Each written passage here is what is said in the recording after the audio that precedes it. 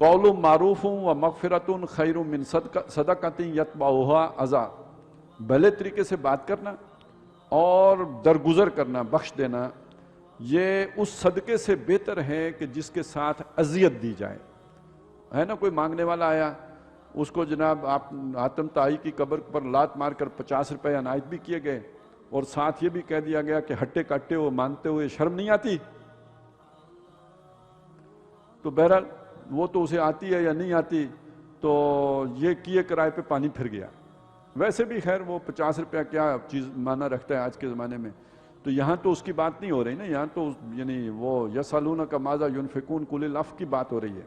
तो बहरहाल, लेकिन मैं उस रवैये की बात कर रहा हूँ कि अगर उसके साथ इस तरह की अजियत का मामला शामिल हो गया तो फरमाया गया इससे बेहतर था कि आप बात भली कर देते, बेशक उसे ये पैसे ना देते, उसे इज्जत एहतराम के साथ रुखसत कर। ये जो हम कहते हैं ना माफ करो, यानी आपको मुझसे तवक्को थी, मैं आपकी तवक्को पर पूरा नहीं उतर सकता, माजरत खां हूं, माफी मांगता हूं, लेकिन हम माफ करो भी ऐसे कहते हैं जैसे कह रहे हो दफा हो जाओ, माफ कर बाबा, यानी जा दफा हो। तो ये असल में तो वो हमारी तहजीब के अंदर ये माफ करो इस जज्बे के तहत, इस स्पिरिट के तहत है।